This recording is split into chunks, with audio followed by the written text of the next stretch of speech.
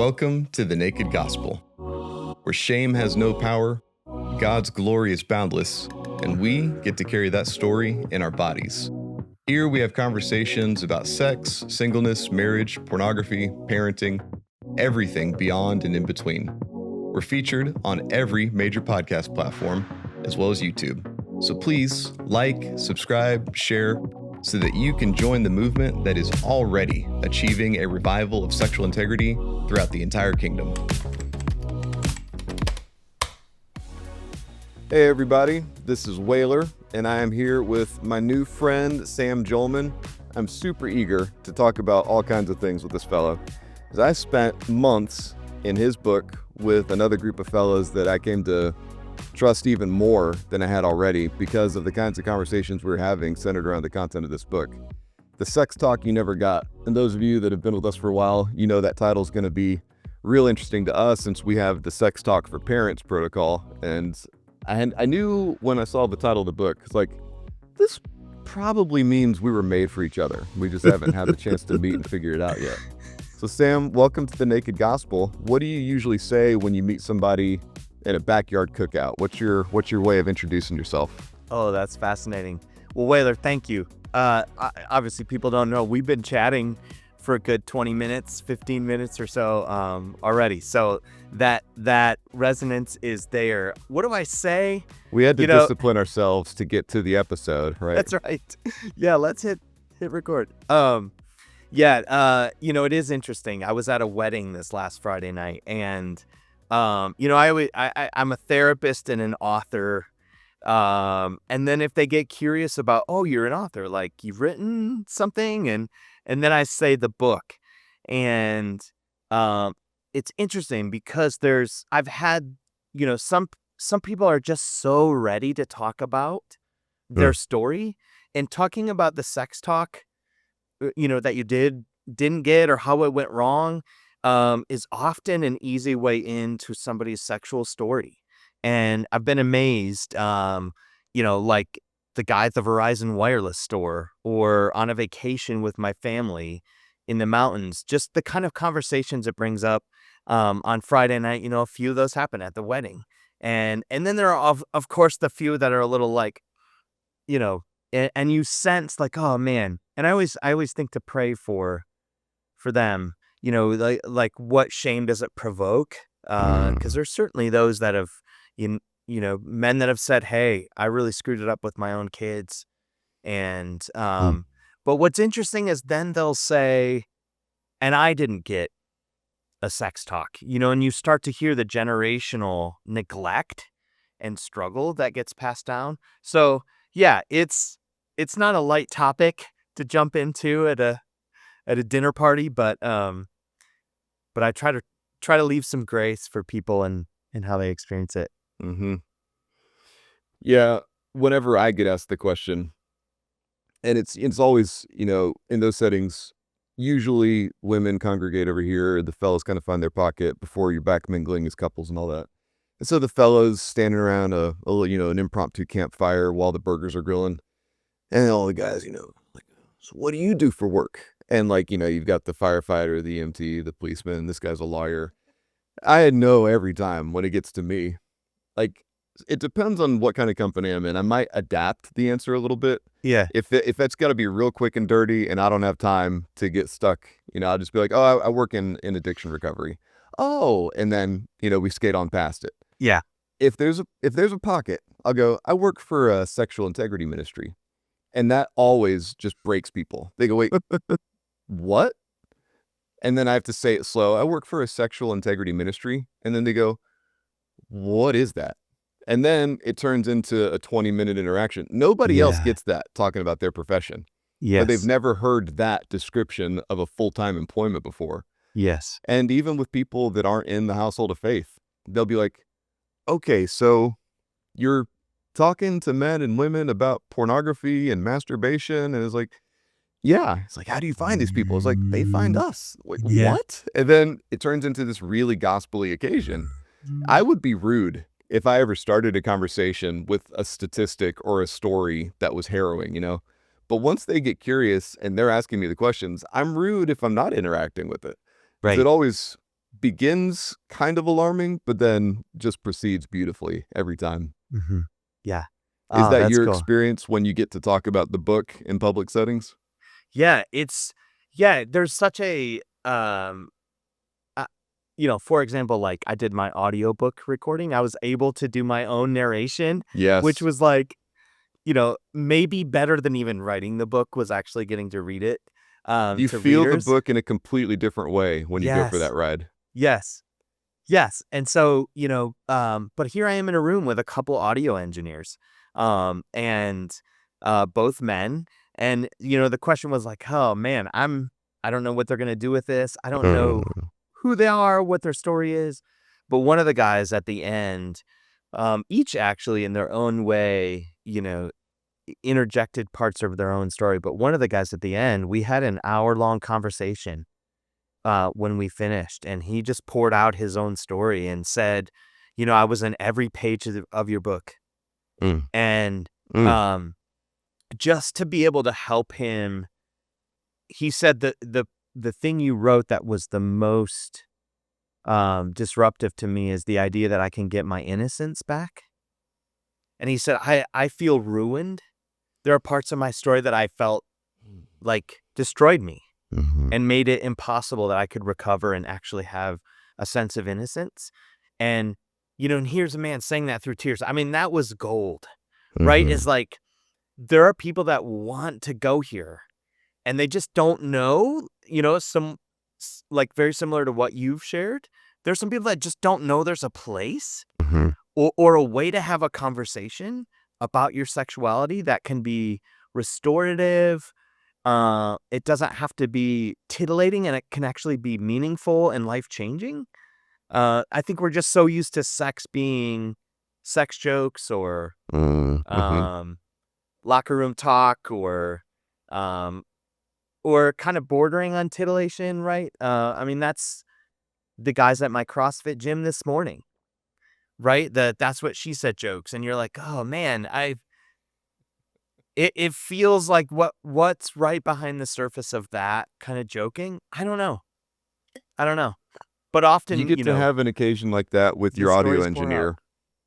I'm sorry, buddy. I stepped on you there. No, you're right.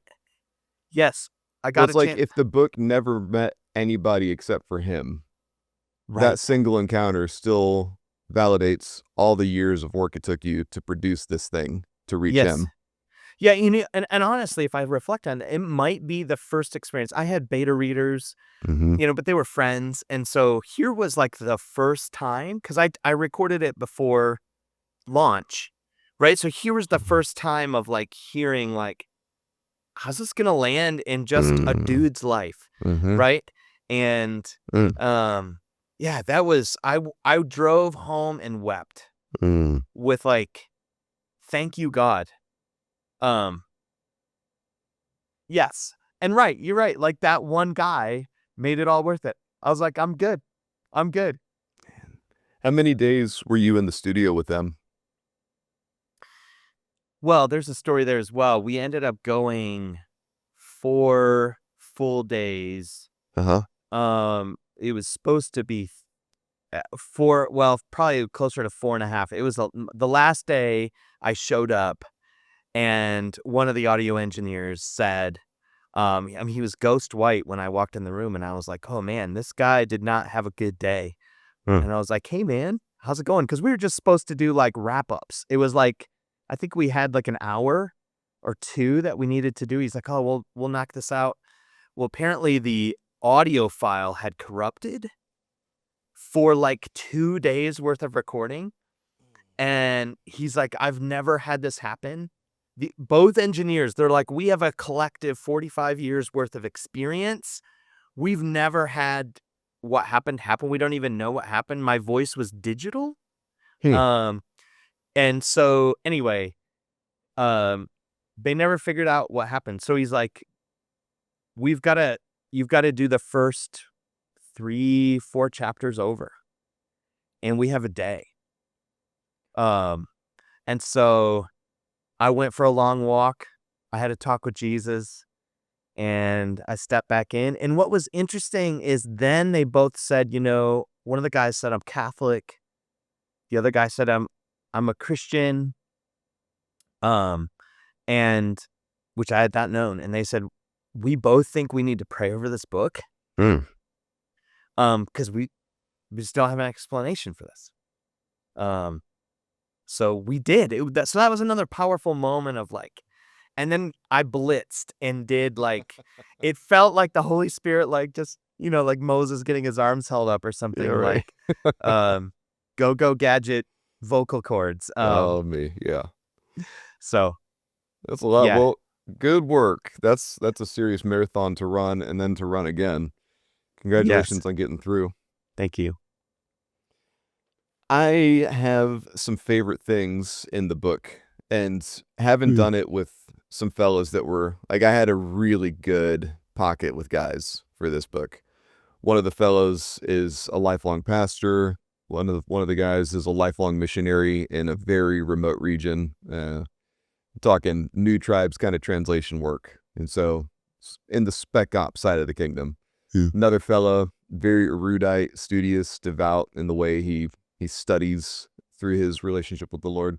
So I had a really good group of fellows to work through the book. They developed some running jokes about my marginalia. I'll show you. I wonder if I've got actually a page that shows all of them at once, because I've got different little notes. Like, you'll get a piece of it here. And so if I just want to remember where a thing is, it gets an asterisk, right? Nice. But then if something gets a GZ out of me, you got to earn the GZs, okay? And then I've got exclamation marks that'll live in there. It's that's cool. Spanish upside down on this margin, then goes right side up if I'm on the other margin. It's my whole little thing. Occasionally I have a little heart emoji in there. And then if I'm reading a book with people and they've got passages that I didn't know, their initials go next to it. And so I get to remember cool. Oh, right, this hit my buddy so-and-so. But the main thing is the GZs. If you get a gadzooks out of me, you earn it. Gadzooks. Oh, yeah. Man. Yeah, I don't hand out the gadzooks. Asterisks, exclamation points, any author can get there. But if you got a gadzooks, you really did something.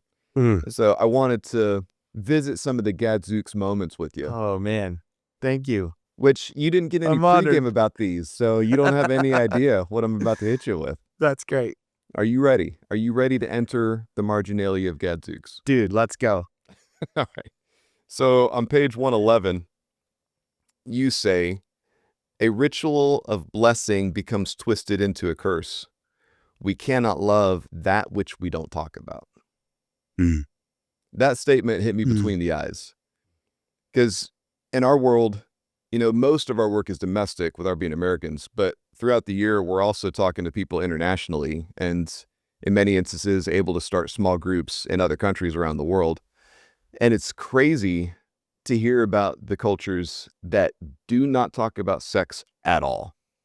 Like it is absolutely taboo.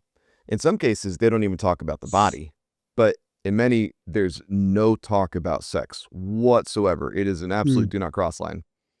And it's been a riddle for me. How do we engage with them? Or how do I help missionaries find the equipment, empowerment to engage with them in a place where they really, really need it? Because while they don't talk about it, there's plenty of acting out in that world. And that there's the simplicity of that statement. You cannot love that which you don't talk about. It was devastating. I would love to hear your commentary on that idea. Yeah, if we kind of all know, and let's say your family, right? Let's say it's Thanksgiving or Christmas, or just a date, in your daily life growing up, if there are topics that you're not allowed to talk about, you kind of know that those things have an inherent shame to them, right? There's a reason we don't talk about that. There's a reason we don't talk about that aunt or uncle, who is the black sheep of the family, or what happened, right? On such and such season of life or their teen years. And so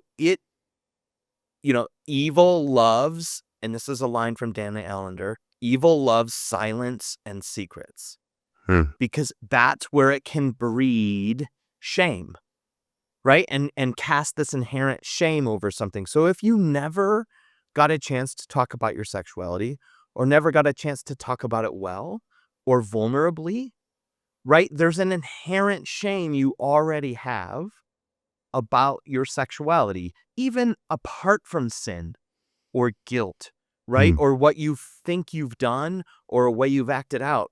But, I would say hence the title, The Sex Talk You Never Got, what I'm literally going for right there is the jugular of your shame. I'm trying to flip the tables on your shame.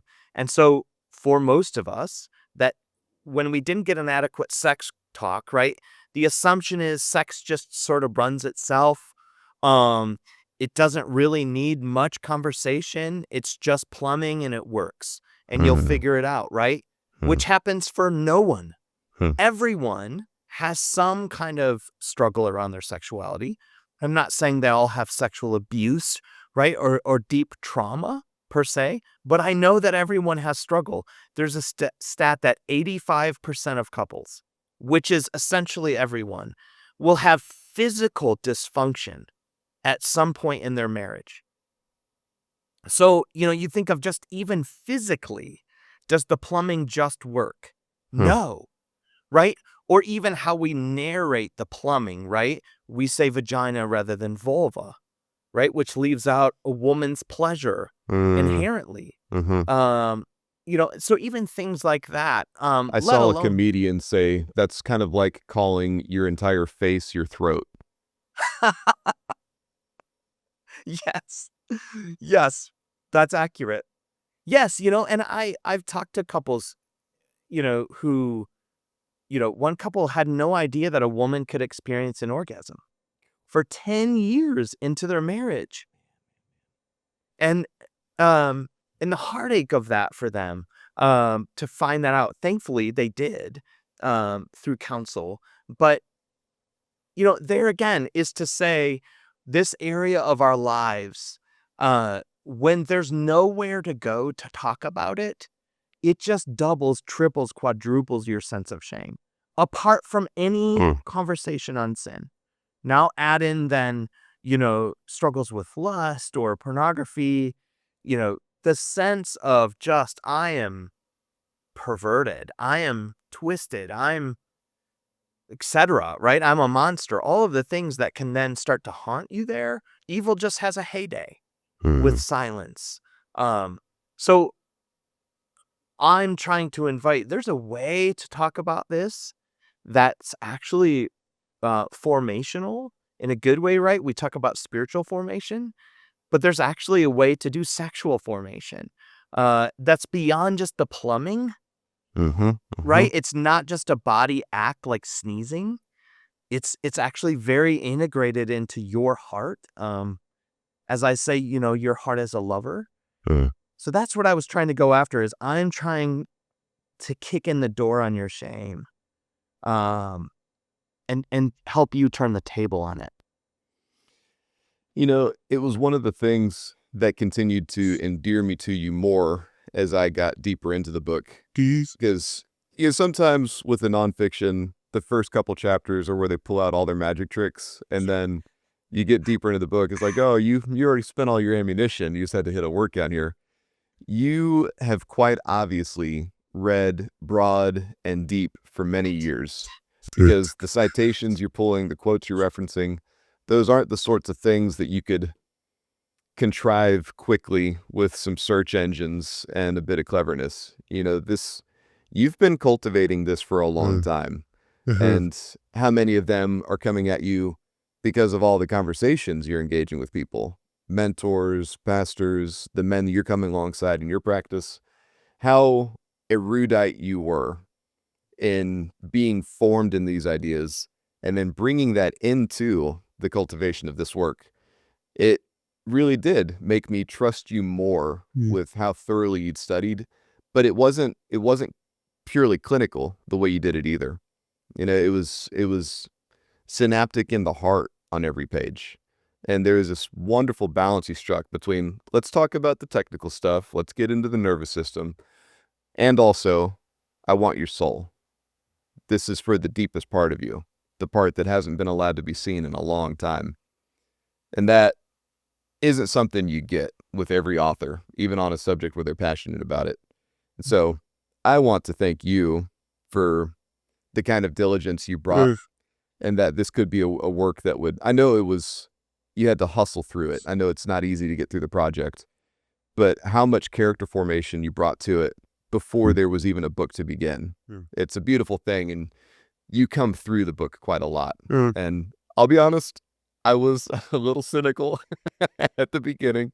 I won't tell you why, but cracking the spine of the book, I was like, who's this guy talking to me? And that fell away before I got out of the preface. And by the time we got to the end, I was like, I really want to find myself in Colorado with this fellow at some point. So thank you for being who you are, and thank you for your activity in the world. Yeah, I thank you. And I bless the cynicism being brought to this book. So, this is your sexuality after all. And there's a lot of garbage about sexuality. And it is again, I would say it's a place in us that's not gotten a lot of care. So, I invite, um, people to throw the book across the room should it feel necessary, right? Like, my hope is that you could kick the tires on this book, and, that if you're going to disagree, why. That I've had a chance to lay out my case. And the other thing I'd say is, I cried in writing this book more than I ever thought writing would do to a person. But there was a sense of like, my young man was so present to this. Like, this is what I wanted to hear. And so I'll just say, like, I'm the guy that didn't get the sex talk too. And so I've had to labor and, end up in the ditch in myself, struggle through my own shame. My hope was that, as I like to say, I was smoking what I sell. And that I was, I wasn't just bringing ideas, but something that I had walked through and been challenged by myself. So yes, please kick the tires on this book. Yeah, I very much enjoyed all the test driving I got to do with this thing. And I'm looking forward to deploying it more in personal context as well as ministry. Well, I'll tell you straight up, I am perhaps only a couple weeks away from reading this book again with my two oldest sons, who are 19 and nearly 18 now. And so we've been doing the sex talk quite a lot since they were little. But now there's going to be a different kind of companionable guide. And what happens when you are tangentially present at the table in my conversations with them? It's a thing. I like it a lot in the fellowship of the body. It's almost like when we're properly in fellowship with each other, to some extent, we have a perspective on God that others don't, or, we have a line of sight with him that others can't. But if you're really dialed in with people and there's harmony there, it's almost like you collectively get to be neurons in the mind of Christ together. And in that sort of collaboration, discovering truths that you could never by yourself. And there's so much here that I love in that exploring the mind of Christ together. So that I had a good run with the group of fellows, grown men, very formed in their sexuality, all of them with their own stories. My boys, still virgins, hardly dated, if at all, and they're approaching those, is this the chapter of life where I start pursuing that a little more? It's going to be a totally different, like, different gondola driver, different part of Venice this time through. Yeah. I had a reader. One of my favorite comments actually comes from a 19-year-old. I had a father reach out to me and say, "Hey, I was on a road trip with my 19-year-old son, and I decided to do the audiobook, on the road trip." And so they would listen and stop and talk. And I mean, I'm already like over the moon honored, right? Yes, Like, wow, yes. that's so cool. You got And to be on the road trip with them. yes. Yeah. And be the narrator. And his son got out of the car at the end of the trip and he's like, "Dad, I think I officially had the longest sex talk you ever got. that 'Cause it was like 12 hours or something, right? Of like, was good. so yeah, He was they, a good sport about it. yeah, of like high five, man. Yeah. Um, Man.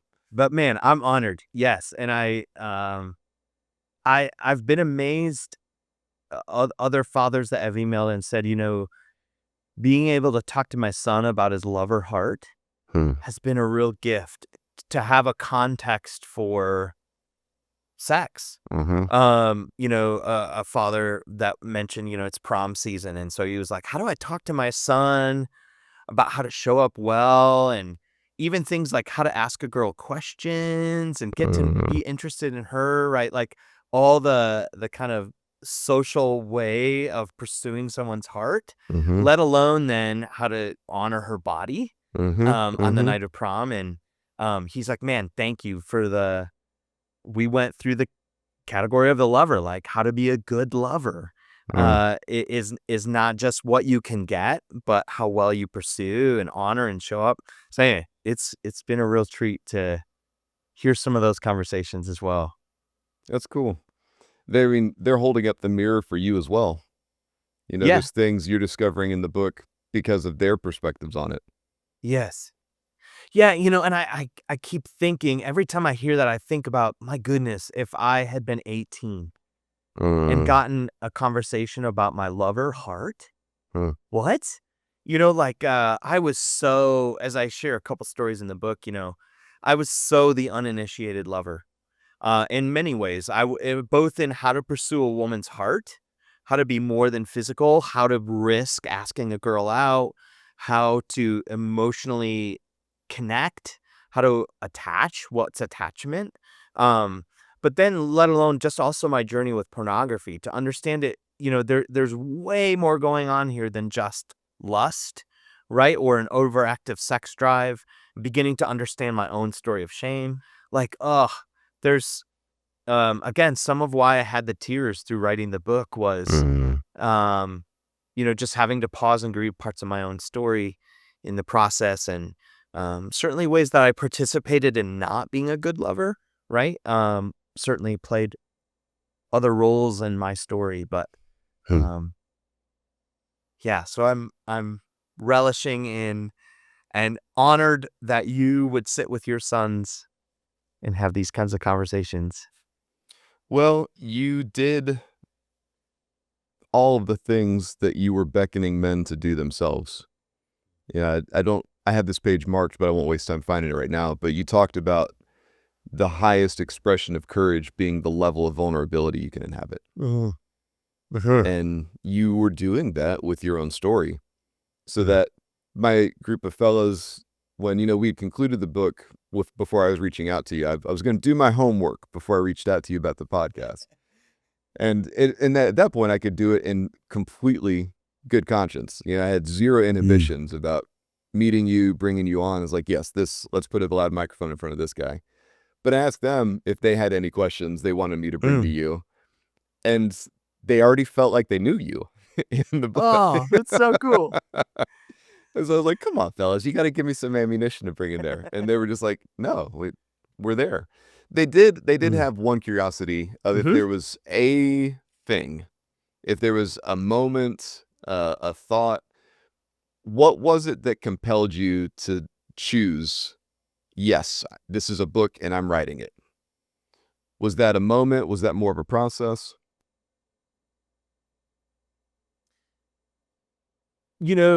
Interestingly, I had a moment. It didn't lead to like an immediate action. It was actually the pandemic when I was like, all right, we're going here. And I stepped into it.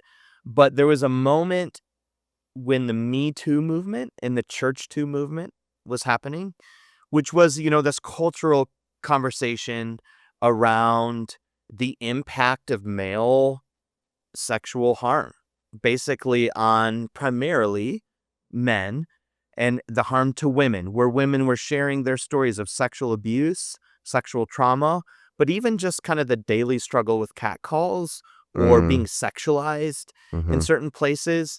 And, and also the Church 2 version, which was people honoring the abuse that they'd suffered within the church, sexual abuse and sexual harm, Yeah. or just sexualization, right? Even people cracking sex jokes on church staffs, and Mhm. I what I felt certainly just joined the pain of that, but I had this feeling of like, I know that men are not just monsters, Mhm. but these stories seem to hold this picture of like, gosh, is male sexuality just sort of fundamentally broken? Is this just what it is? Or even like the church's conversation through every man's battle, which is this idea again of like, look, you're just gonna kind of constantly struggle with lust. You'll constantly be on the edge of acting out sexually, and you just need a lot of accountability. And, it's just going to be kind of the struggle, every man's battle.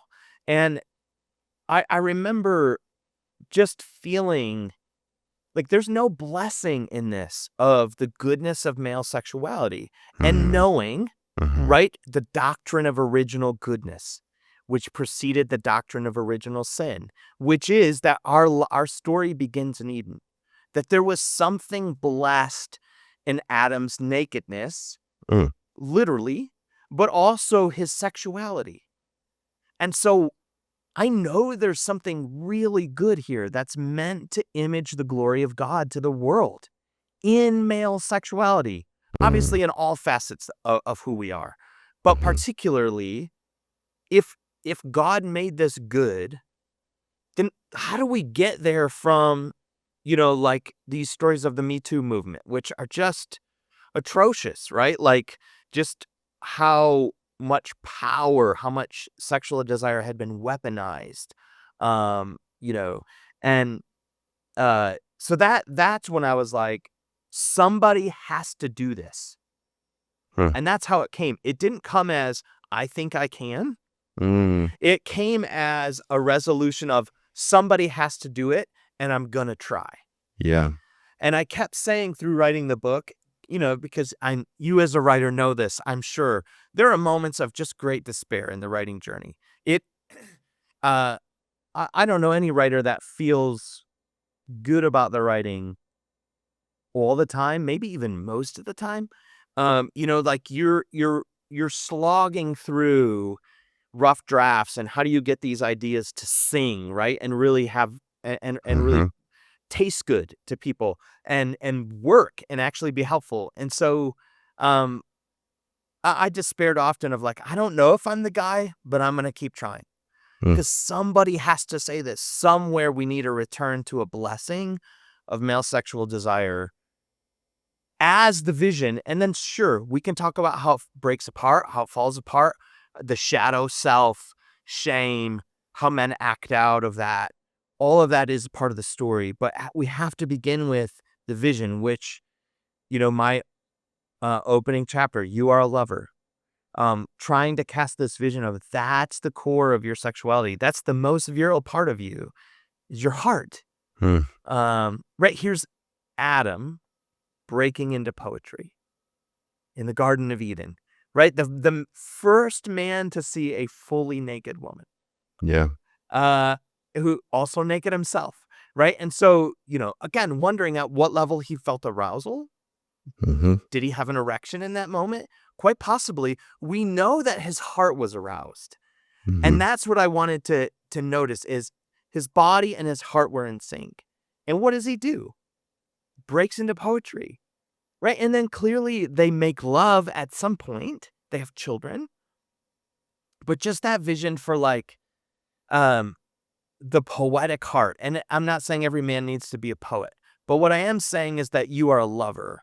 Mm. And I think that theme is repeated, the erotic love poetry of Song of Songs.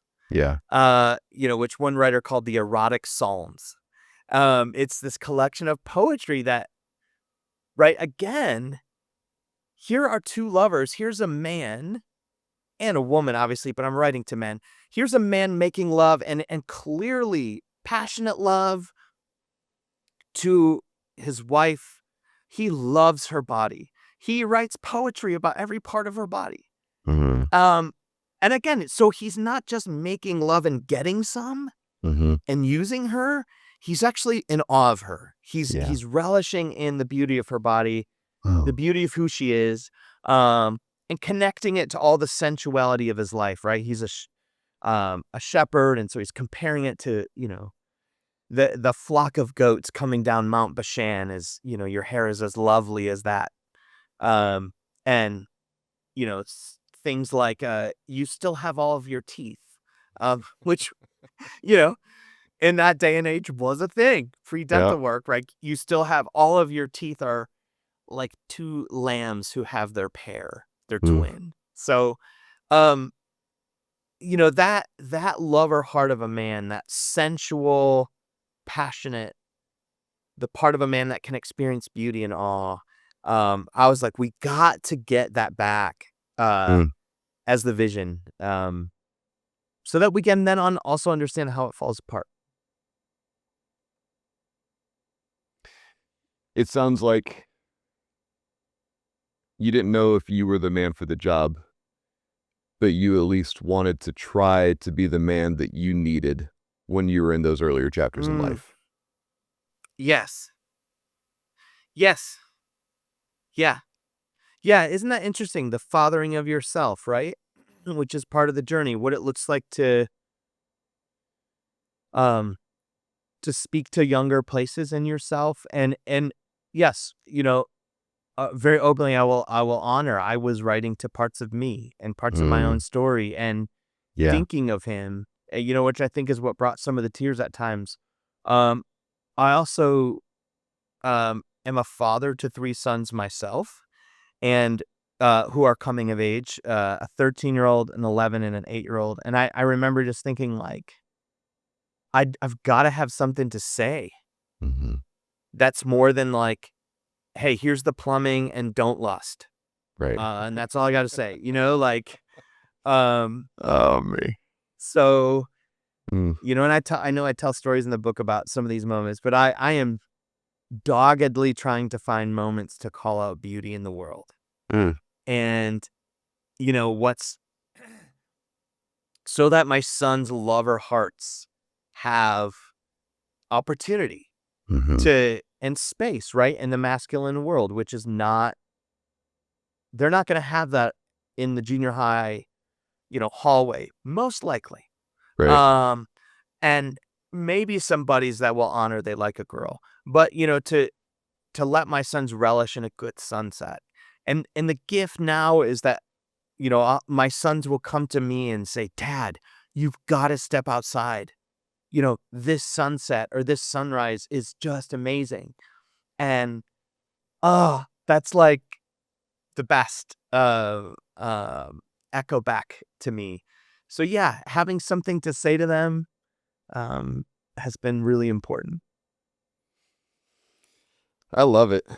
That comment actually brings me into another moment of gadzooks, if you're ready for it. Let's go. Can you handle another GZ? I mean, that first one got Dude, us you're 30 honoring minutes. me. I don't know how many of these GZs we're going to get. That's good. It's not a race. So this one hit me between the eyes again. This was a big one-liner mic drop. You said, lust of the eyes is not too much sexual desire.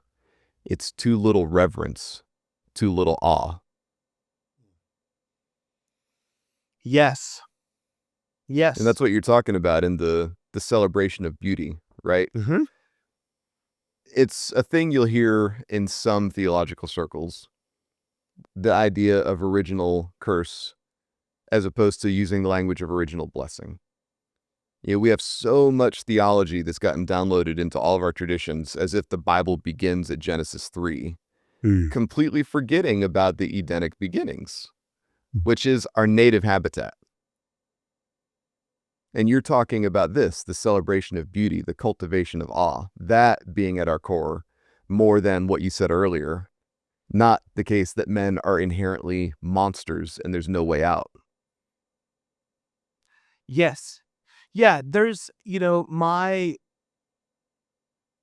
my sense, and there's even some research that writer Sheila Ray Gregoire did, about male lust. She was trying to figure out, is lust actually every man's battle? Is this just kind of what it is? And, there was something like 80%, 78% of men said, yes, I struggle with lust on it's a daily struggle, I think was the question. And they were self-reporting. When she actually did some further questioning that would validate that answer, right, which is a research thing, she was asking for detailed questions that would give some detail to what you're doing in the name of lust. Like, do you take a second look at the grocery store or such and such? Do you sit in your car and fantasize?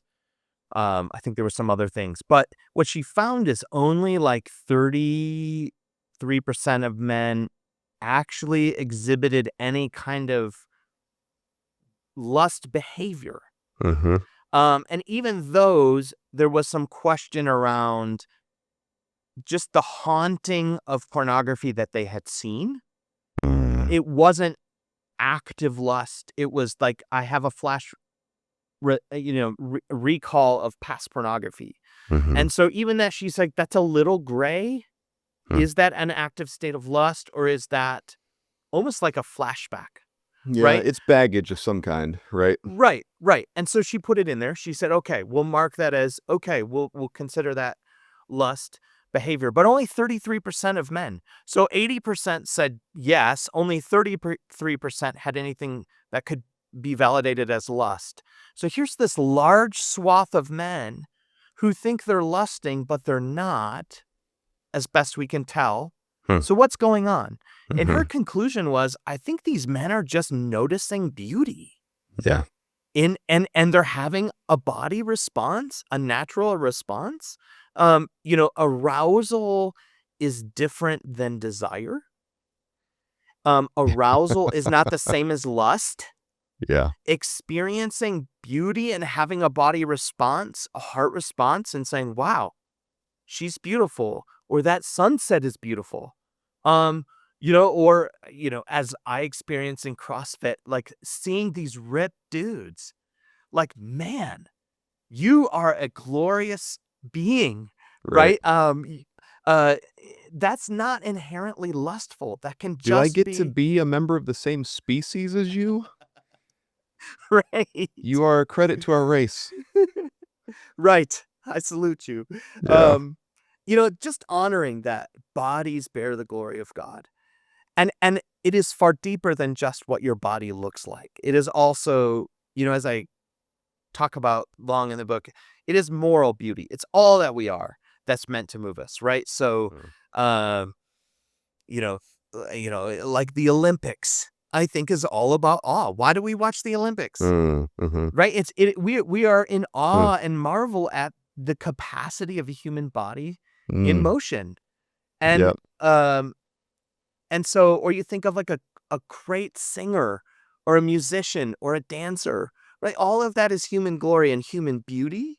We just have such an emaciated view of beauty. We think it's hot people, and it's just highly becoming so pornified.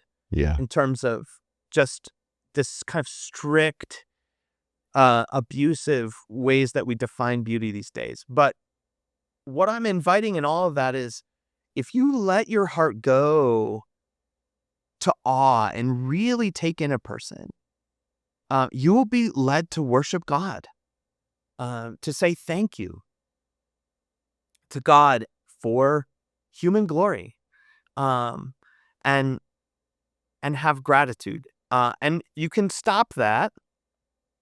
And lust is usually very mutilating, as I say in the book, right? It usually focuses on certain body parts and not a whole person, certainly not a known person. It's why pornography is so, there was one writer who called it gonzo, right? It's a gonzo version of humans, because body parts are, inflated and accentuated, and it's not about natural bodies and whole people, and the story of romance. So yes, I am saying that there's a way of seeing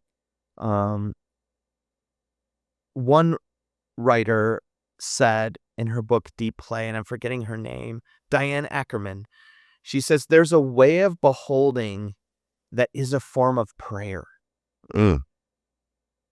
And wow, I mean, what a poetic sentence. Mm. I want those eyes. Yeah. Well, being pretty certain that you were not duplicitous in who you are versus who we got to see in the book, and know you've had occasions of having those eyes. You have beheld things in the prayer that is breath, right? Mm-hmm. Yeah, I said this I wrote a Substack article on this, because that was, I got a 2-star review from a woman who said, I'm not so sure about this whole awe and looking at I'm not comfortable. And I think it was an honoring 2-star review, because she said, it really makes me feel insecure. Like the idea that my husband would notice beauty in another woman, like, and not just me. Yeah. Right. Yeah, And so, like, I don't know the story, but you start to hear she's at least locating it in her own lived experience. Mhm. So, I talked about that. The question is, what has made her feel insecure in her marriage? Because obviously my wife is the only woman that I can know in the deepest sense. She's the only woman whose beauty I can explore to the fullest. Mhm. And so she's the woman that should have my most deep and deepest awe. Yeah. And if she's feeling like it's going elsewhere, that's a question of, why aren't you pursuing your wife? Why aren't you in love with her beauty more than others? Right? That there's a question there.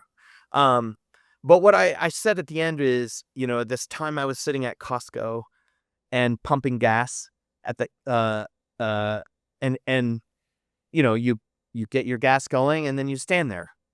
Right. And this sense of, like, I was looking around and I noticed the island over, there was a really beautiful woman pumping gas. She was dressed really beautifully.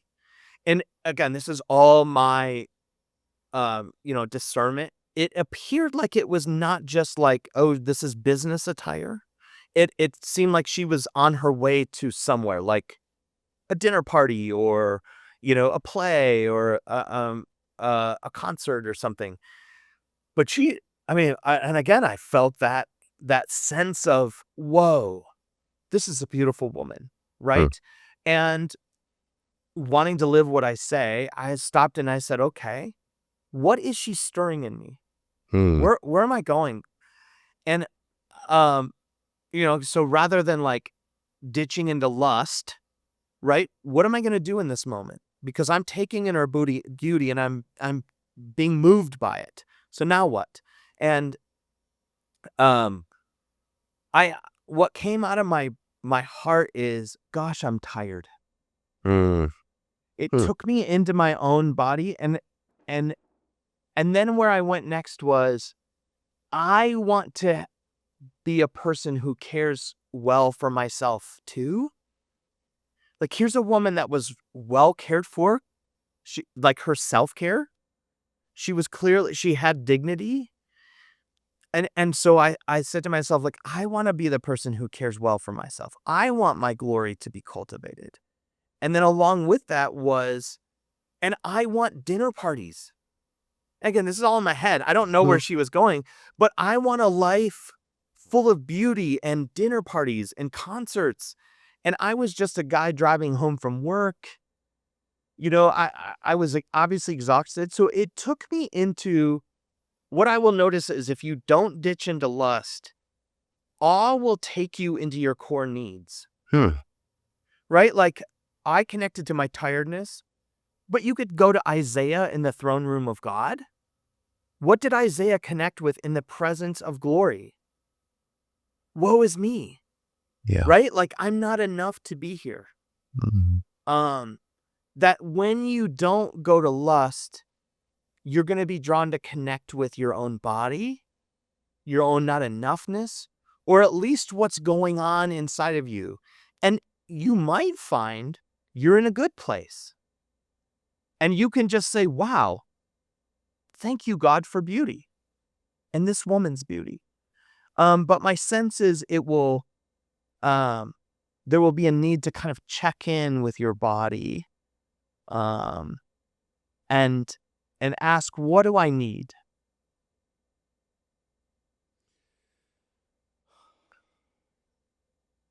And that's very much one of those moments that Sheila Ray Gregoire would have been exploring when she was kind of doing the second take on the data. How Yes. many men are seeing that lady at the gas pump and their heart, their spirit is arousing in good ways at the sight of her. Yes. And when you talk about this other experience that's running parallel, where it's not even a moment of wanting to give improper attention or activity with her body, you imagine the story of like, what kind of world does she live in? Yes. What kind of society is she moving in where dinner parties are part of her normal rhythms, right? There's this whole Yes. narrative that develops. How many men are feeling that, but because of our pornified culture, they dovetail it with, I'm doing gross stuff again, Right. or it's the Right. only imagination they've ever been trained to have is to notice a beautiful woman is to desire her sexually, and that's it. Room. And you had a different kind of presence so that you felt this world of stuff going on in you that had nothing to do with her. She just lit the fuse on all that. Yes. Yep. Yes, she provoked it. She stirred it. And I think it's impossible to not be stirred by each other as humans because of the image of Godness, right? Mm. And I could tell a similar story of, I work out in the mornings at CrossFit, and so, everybody's in workout clothes, Mm. and there are women that lift way more than me. They're just incredible athletes, and they're beautiful in their finesse, right? And I've had to sit with, like, God, you made us to move each other. And again, it's drawn me into this place of, who do I want to become? I want to become more. Mm. And having to sit with that inside, it's undoing, Mm. right? It can take you into your sense of, um, you know, there's in the research on awe, they talk about it as the small self, and that awe in it creates a sense of smallness, your small sense of self. And that's actually the gift of it, is the more awe you experience, the more humble you become Mhm. as a person. So that can be a beautiful sunset. That can be the edge of the Grand Canyon, Mhm. right? That same sense of, this is so grand and powerful, and I feel so small, or I Mm. feel so not enough, right? Like, you think about, like, I saw U2 10 years ago, and I a similar experience of, like, wow, Huh. their capacity to write music and being caught up in what they were doing.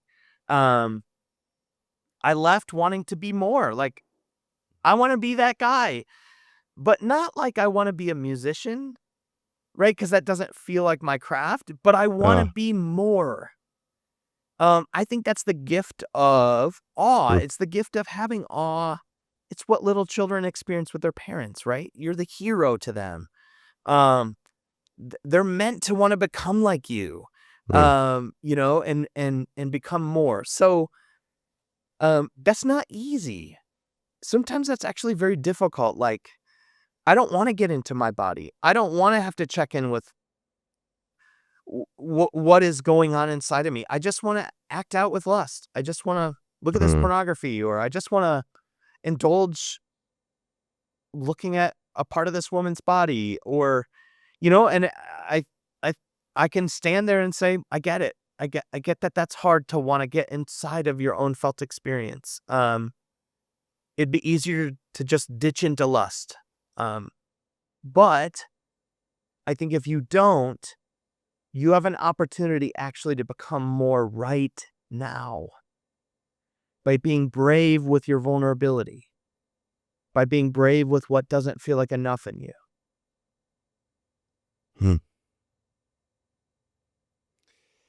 That is big medicine. Because we love those moments when you talk about the Grand Canyon experiences. You can't be anywhere else but there. Yeah. It's the kind of humility that's like you're grounded. You are so thoroughly in the moment. Yes. And it also has this transcendent effect where you Yes. feel like you're soaring and you've stepped outside of yourself somehow.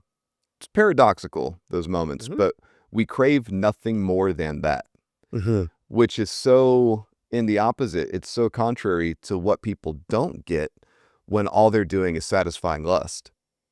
There's nobody that reports being deeply satisfied by their regular engagement with pornography.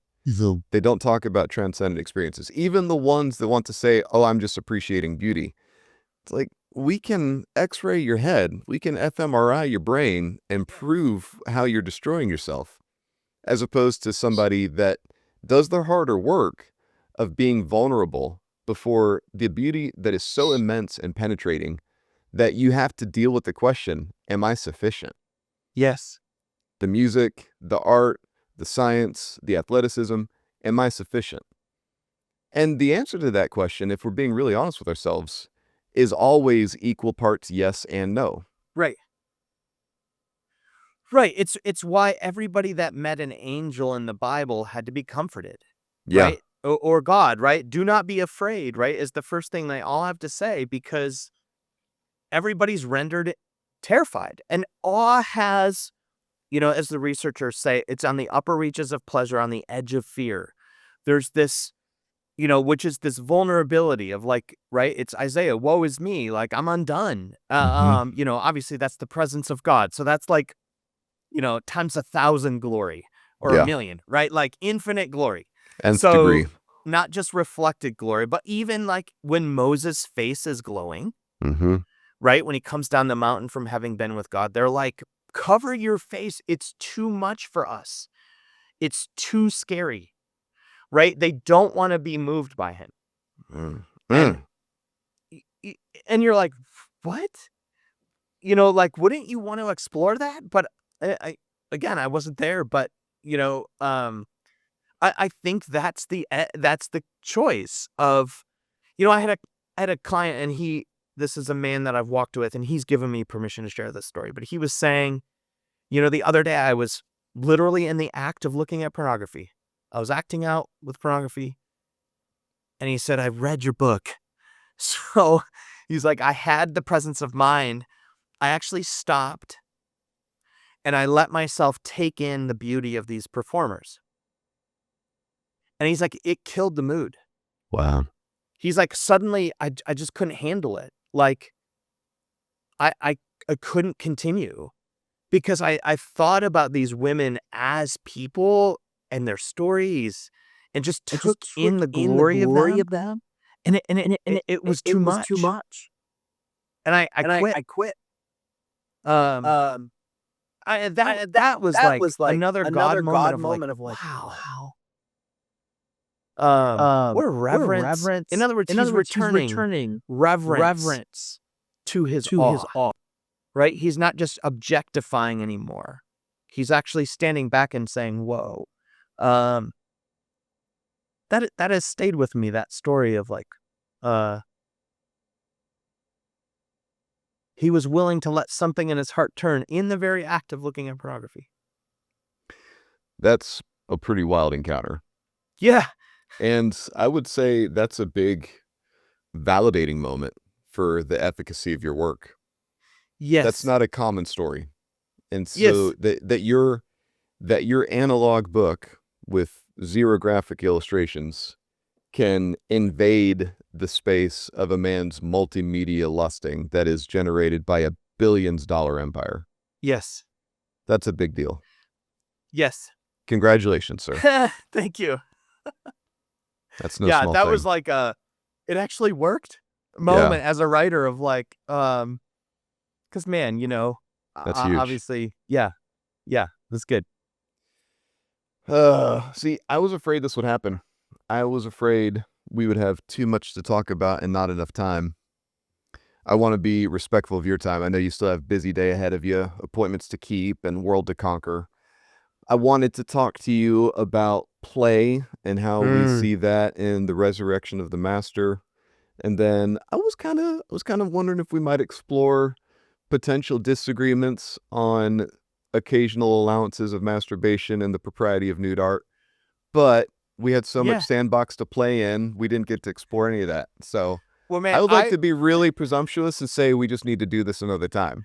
I was going to ask, all of those things you just said, I would love to talk about, including a conversation on, is there healthy masturbation? What would that look like? Nude art, is nude art honoring? And what way could it be? You've just set up a part 2 that I would love to be at. So Can we let's go on a plan it. second date, Sam? Is that what you're telling me? Let's go, man. All there. right. Well, this has been a good coffee outing then. I feel like we have achieved success. Yes. Well, I want to invite you to have another last word. Before you do, I want to unabashedly plug your book once again, The Sex Talk You Never Got by Sam Jolman. If it hasn't been apparent for the entirety of this conversation, he knows what he's talking about. He's been there. He has stewarded many men's hearts through very perilous spaces. And I'm not an easy sell. I think I'm fairly easy to get along with, but I'm not going to promote and endorse just anything. And even for the potential disagreements that we'll explore in another conversation, I still have no hesitation on getting this on every man's radar throughout America. I would love it if this book became the fashion of men's small group clubs, small group engagements, life groups, all the things. This is a book that deserves a wide circulation, a deep engagement, and a high level of celebration. So I thank you for everything you've done and for the impact it's had in my life. I mean, I move in this world, and this book was catalytic for me. So I am grateful to you, truly. Thank you, Whaler. I'm honored. How would you like to tie a ribbon on the conversation? What are your parting words?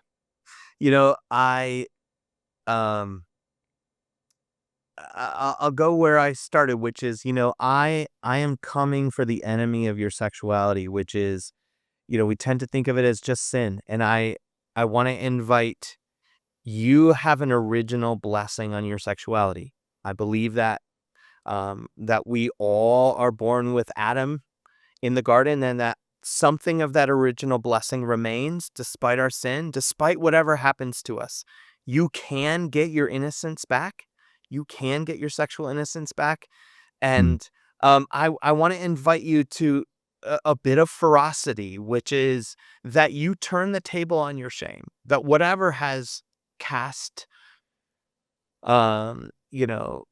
pain, fear, disgust with yourself, that you get a little pissed at that and say, I'm not going to let evil own this glory of God in me, which is my lover heart, my sexuality.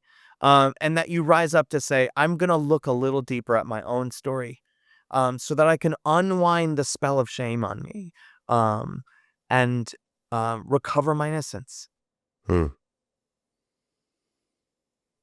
It is harrowing, like working in this space, the stories we catch from people and putting our faces right up against the trauma. It's harrowing. Sometimes it's demoralizing. But then when you get to see that, what you just described, when you get to rediscover innocence with them and seeing them restored into all of their potentiality, that is an awesome privilege. And it's easy to want to show up for that for another day in the office. Yes. Amen. I'm with you. Sam, I'm really glad to find out that we are engaged in the same war. We're on slightly different battlefields, states away, but very much in the Lord's command. It's been a privilege getting to know you better. Thank you for spending time with us. For those out there listening, you have been with Whaler and Sam Jolman on the Naked Gospel podcast. Please do yourself a favor. Check out his book, The Sex Talk You Never Got. Don't let it be the sex talk you never caught. It's very much worth spending all your time with. And we will see you on the next episode.